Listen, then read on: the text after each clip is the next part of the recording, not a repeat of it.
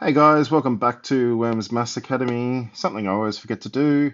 Don't forget to like, share, subscribe, and click the bell to turn on notifications. I always joke about this in class, but the more people that like and subscribe and continue to pass it on to their friends, the more videos I can make. Quite a few people have asked me to go through exam 2 for Northern Hemisphere methods. So now I'm going to go through multiple choice, and soon I'll go through the short answer or extended response, whatever you want to call it. Okay, first question, the maximal domain. We know x squared is all reals. Log ex, we know, is only defined for, that's supposed to be x equals 0, for values greater than 0 because we can't log 0. Hence, our function here, maximal domain, is from 0 to infinity. It doesn't include 0 because you can't log 0.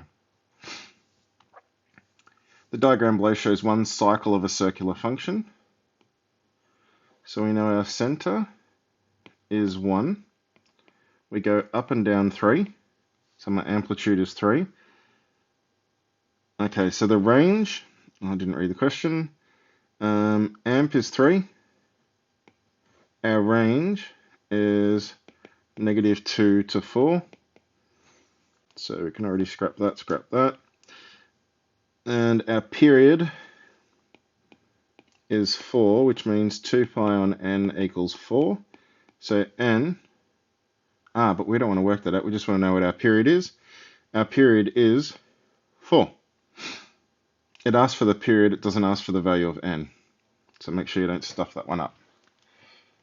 Okay.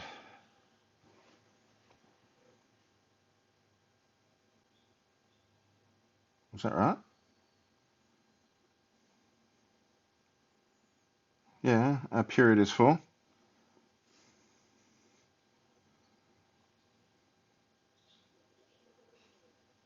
Okay, cool.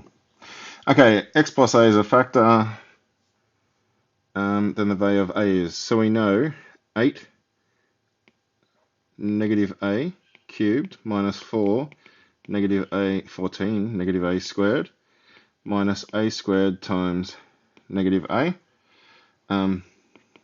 equals 0. A can't equal 0. Okay, 8x cubed minus 14x squared. So it's the same on the other one. 8x cubed minus 14x squared minus a squared x minus a squared times x, don't forget your times on both, equals 0. Interactive advanced solve.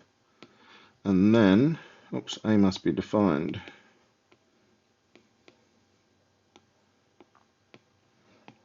And I want to say given, and you can do the same on yours, doesn't matter which calculator you're using, given x equals negative a, eek. It must be because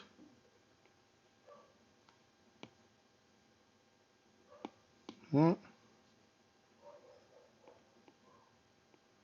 Given x is negative a, might be quicker just to grab this and put, we want to solve for a. I think that's my stuff up. What? 8x cubed minus 14x squared. This might have been faster to just work it out myself. 8x cubed minus 14x squared minus a squared x minus a squared x. I'll do 1 times. Given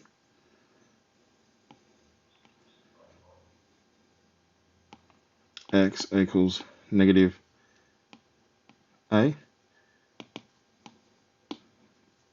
What? Negative 1 times a. 8x cubed minus 14x squared minus a squared x.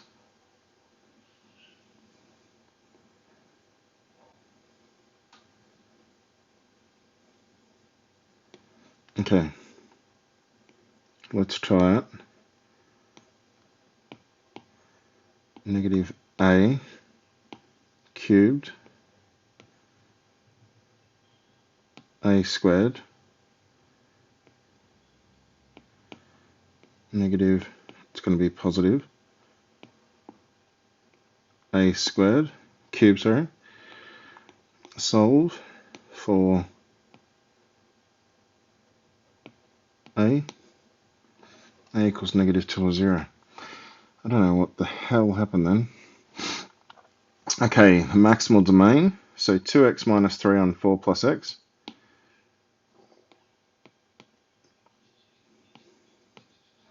Two x minus 3 on 4 plus x, interactive, expand. So, what did I do there? We can transformation fraction prop frac. Okay, so we've got negative 4 and positive 2.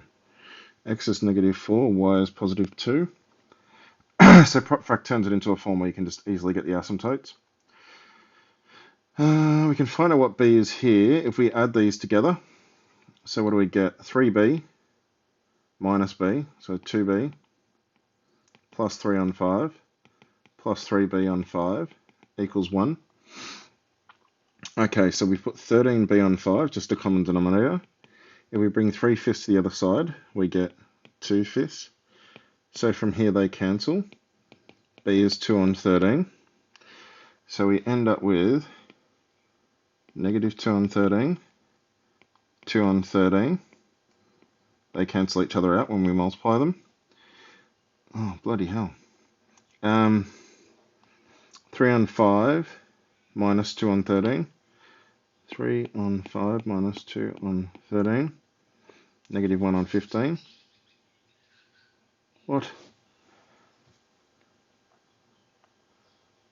3 on 5 minus 2 on 13. How is that negative? It's not. 29 on 65. So 58 on 65. 3b on 5.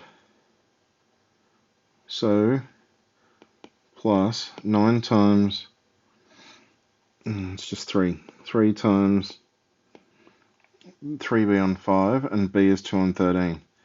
So 6 on 65. Okay, 18 plus, that's 76 on 65.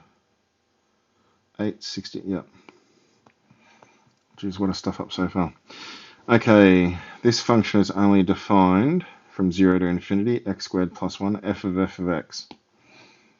Okay, so x squared plus 1, define. We want f of x is equal to, was it 185 divided by 16? Interactive advanced solve.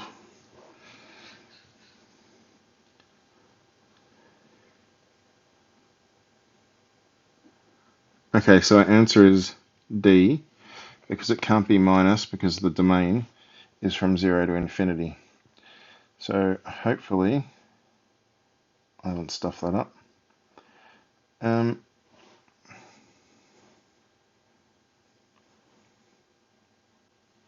Okay, so what have we got? B, E, D, A, D. Okay, 1 to 3. Okay, so 1 to 3, 2 on x dx. 1 to 3, 2 on x dx. So that's m. So e to the power of that is 9. Simultaneous linear equations. Okay, so from here we get y is equal to negative m minus 1 on 2 x plus 1. And then here we get y is equal to negative 3 on m, x plus k. Infinitely many solutions. Same gradient and same y-intercept because they've got to lie on top of each other. Okay, so we get m minus 1 on 2 is equal to 3 on m. If we multiply that across and that across, we get m squared minus m. Minus 6 is 0. M minus 3. M plus 2 is 0. M equals 3 or negative 2. So we've got to look at the gradients. That one's k on m, you idiot. This one here is just 1. So C1 is 1. If m is 3, m equals 3, then k will need to equal 3.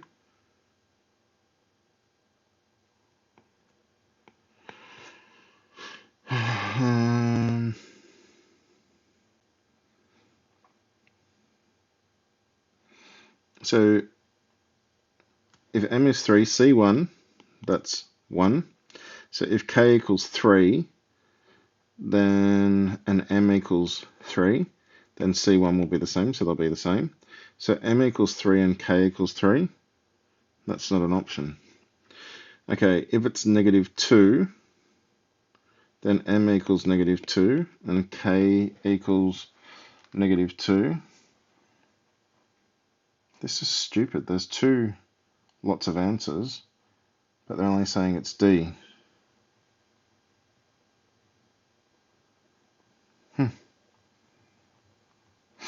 Okay. At the start up to Kim has 3 red apples and 2 green apple shoots, 1 apple every day. On Monday, Tuesday, Wednesday, that way she randomly selects an apple to eat.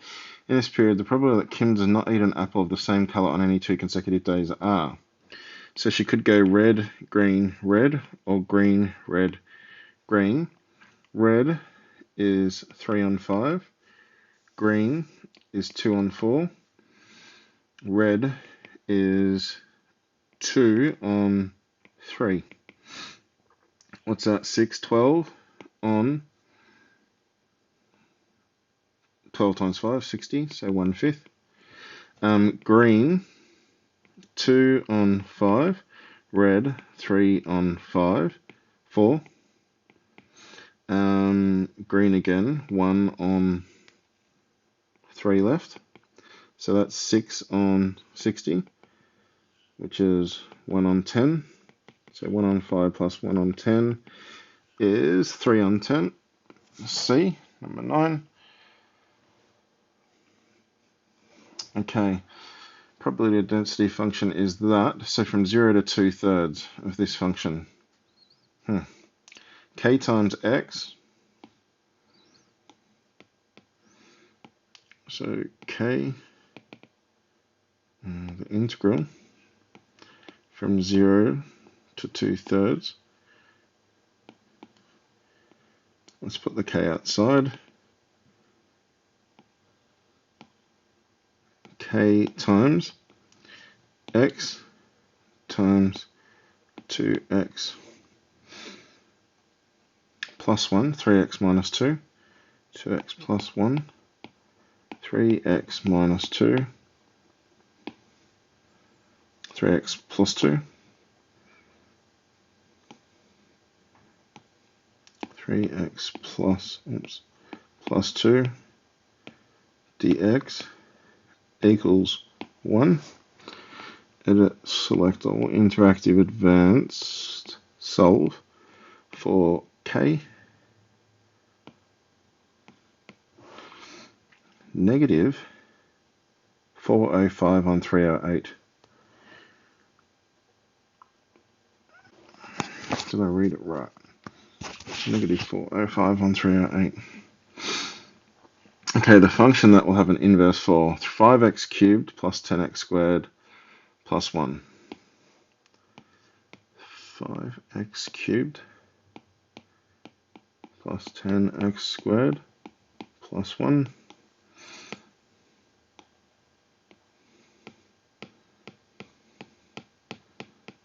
Okay, zoom, order, zoom out, zoom out. Okay, so we've got a max, -4/3, and a min, 0.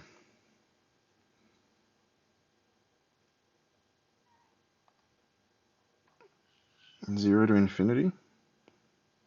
Can't be all reals. -2 to 0. Nope, that's not 1-to-1. Negative infinity to a half, negative infinity to -1. No, so it's got to be D. Okay, the function which maps the graph of this onto maps a graph of this onto this. Okay, so first let's think about it as a function. We've got to get rid of that negative, so put a negative out the front. We've got to get rid of that 2, so it's f of x onto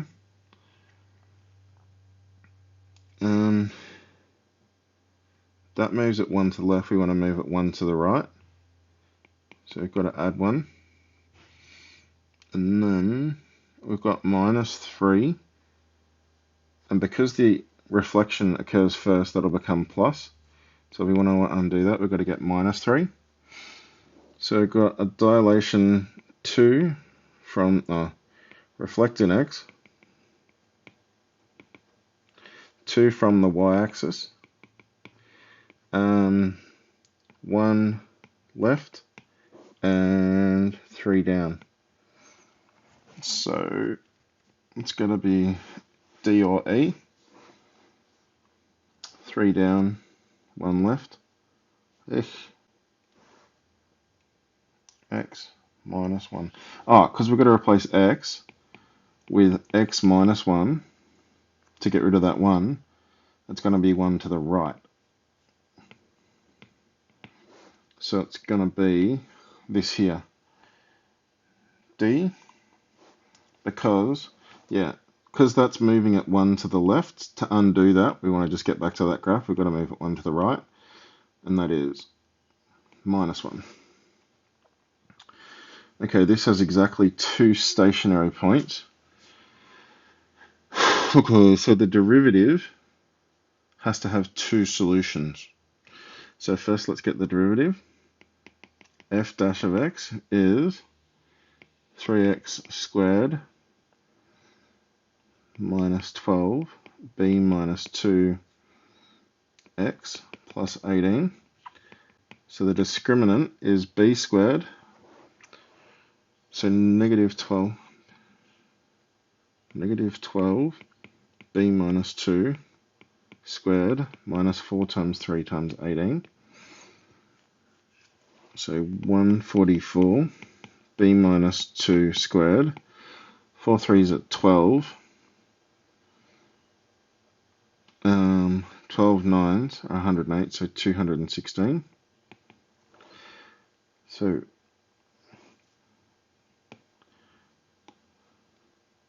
144 x minus, what was it, 2 squared minus 216 equals 0. Interactive advanced solve. What do we want to do? Oh, we want 2 solutions. So it's got to be greater than 0.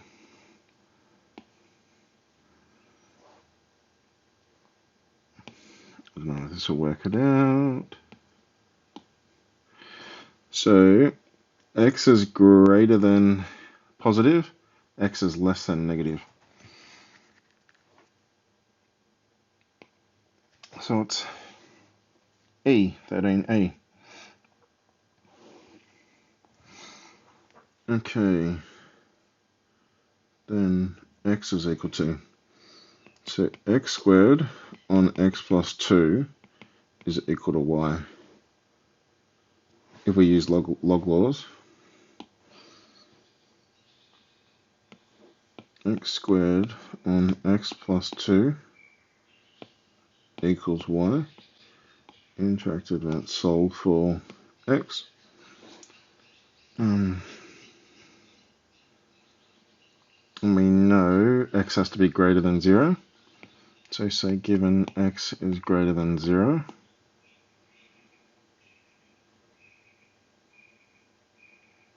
that didn't do anything.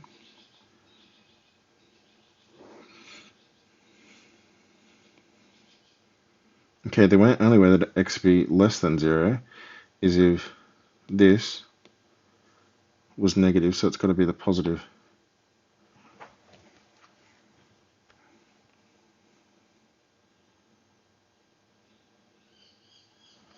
Can y possibly be negative?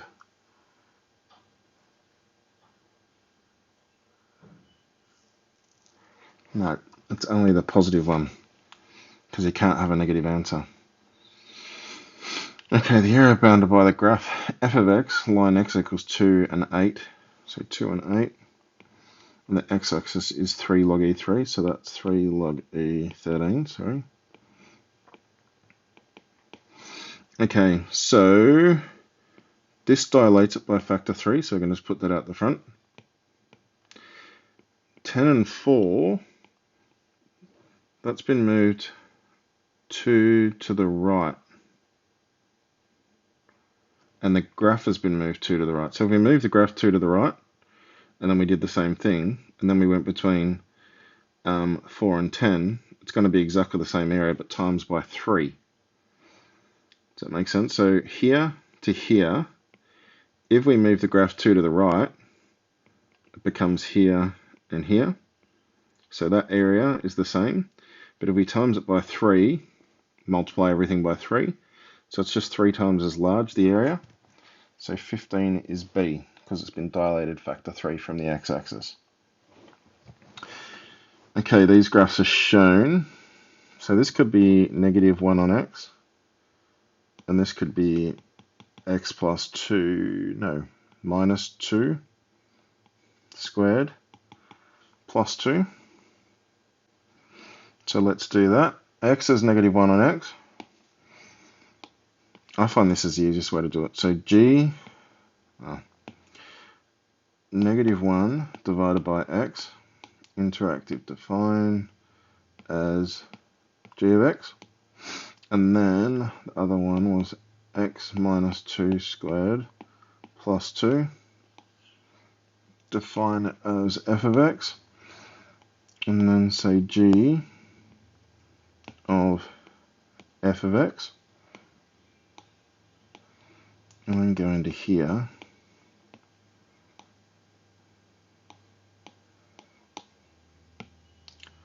Zoom, initialize. Okay, so it's like this.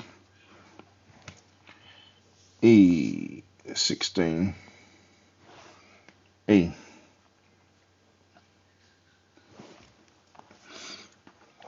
Okay, the function of g is obtained by the function with a rule of a dilation factor 4 on pi from the y-axis. So if you're dilating 4 on pi from the y-axis, it's f of pi x on 4. So we would get cos of pi x on 4. A dilation of 4 on 3 from the x-axis, 4 on 3. A reflection in the y-axis, so negative.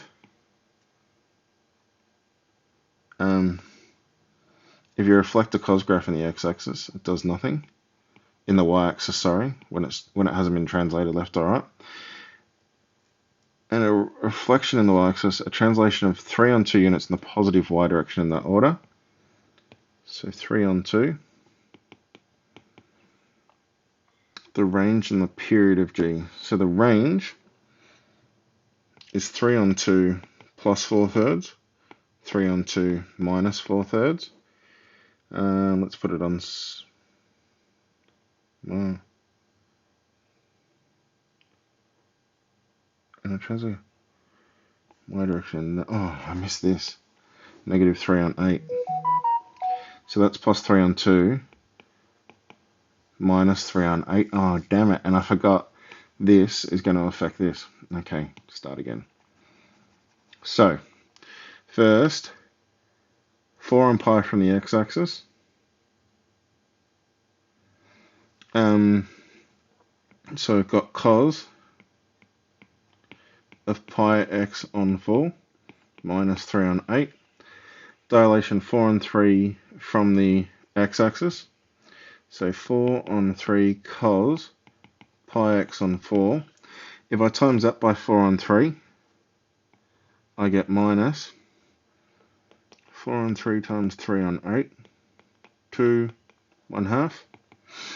Okay, a reflection in the y-axis, that's not going to affect anything. A translation of 3 on 2 units in positive y direction, so plus 3 on 2.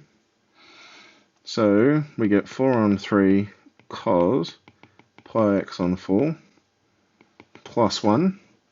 So 1 plus 4/3 minus 4/3. We get 7/3 as our max. Negative 1/3 is our min. So negative 1/3 to 3. So it's going to be one of these two at the top. And our period is 2 pi on 4, which is 8. So 17 is B.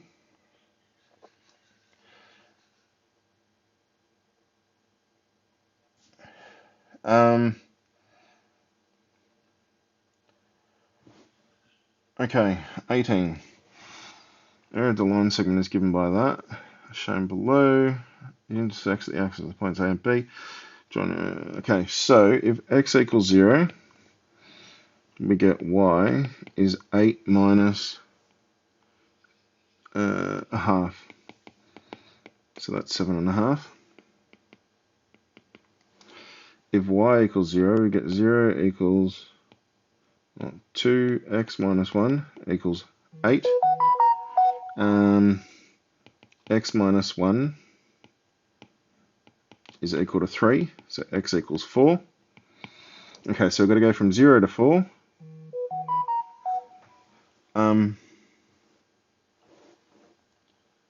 0 to 4. And 8 minus 2x minus 1 minus, we can just work out this area. A half times 4 times 15 on 2. So minus 15. Oh my god, everyone's texting me. So 0 to 4.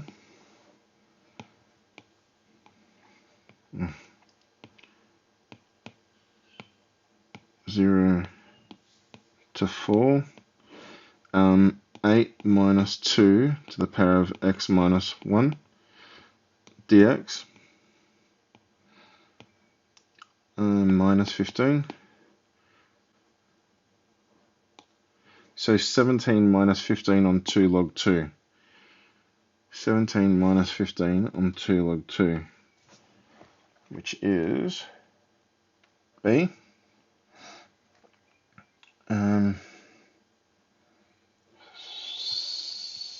18. B. Okay, a random sample of computer users surveyed about whether or not whether the user would play a particular computer. Approximate 95% confidence interval, so we're going to say sigma is plus or minus 2. For the proportion of users who play this and is calculated via this, the number of users in the sample. Okay, so first we've got to find the mean, which is halfway between these two. So 0.6668 plus 0.8147. 0.8147 divided by 2. What? 0.6668 was it? 0.8147.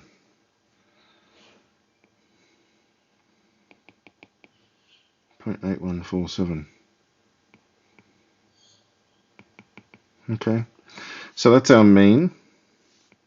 So that times 1 minus that, 0.2332. So we know the square root of mu, 1 minus mu on n times 2 is equal to how far that is off the mean. So that minus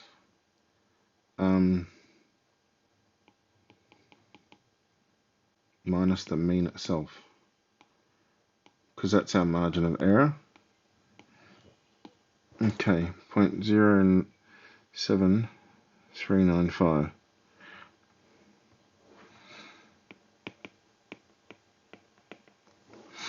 Okay, so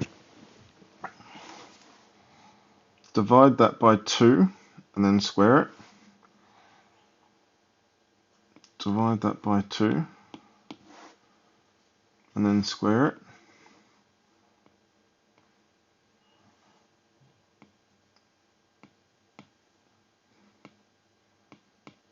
Squared.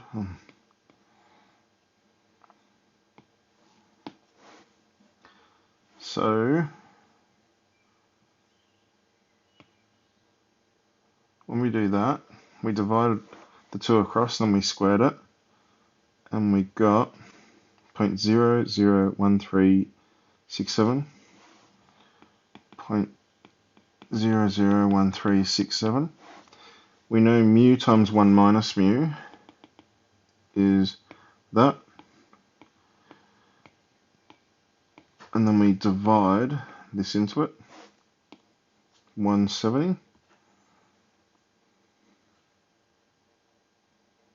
What? 170.57. It's closer to 180, but why am I so far off?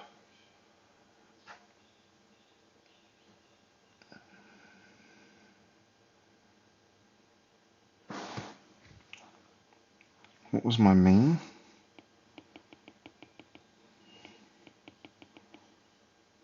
Oh, it's divided it by 2 again. Bloody stupid thing. Okay, so my mean is 0.74075.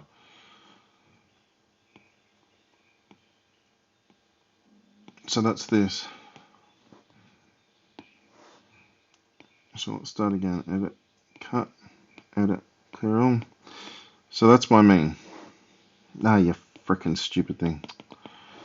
So 0.06668 plus 0.8147, I think it was.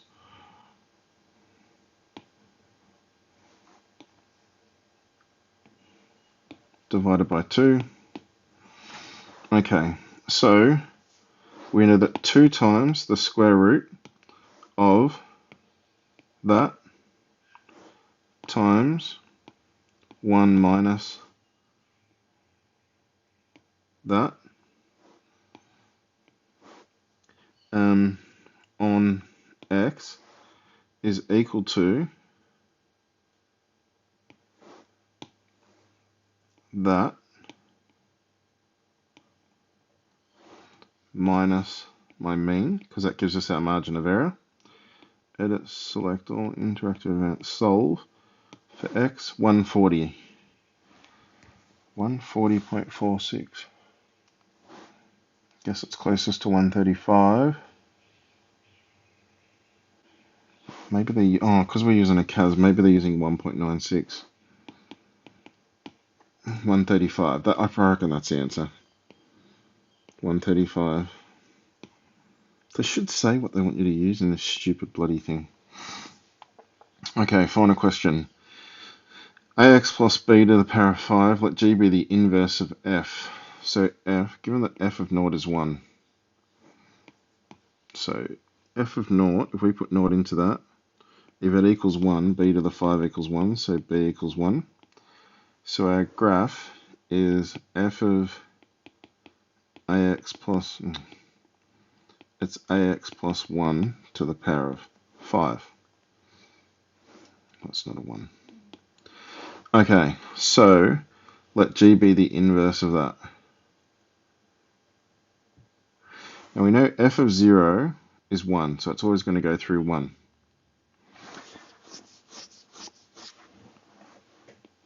Now, if we know G is the inverse of F, if we know F of 0 is equal to 1, F of inverse of 1 is equal to 0. So, if we want to find the gradient of G of 1, we want to find the gradient of the inverse. If we find the gradient of the original, the gradient of inverse is the reciprocal. So let's find the gradient of the original. F dash of x is equal to 5a ax plus 1 to the power of 4. F dash of 0 is 5a 1 to the power of 4, which is 5a. And the gradient of the reciprocal, g dash of 1, because we switch out x and y, that's going to be the reciprocal of that, which is 1 on 5a. So whenever you've got a gradient, so just say you had the original graph looks like that. If you've got the inverse graph which looks like that, when the gradient's 1, that one equals 1. But when the gradient here is like 5, this one will equal 1/5. When the gradient here is 0, this one will equal infinity. So the gradient of the inverse is always the reciprocal for the same x value. Okay, so that's it. Hopefully I didn't stuff any of them up. I'll try and get the second part done as soon as I can. Bye.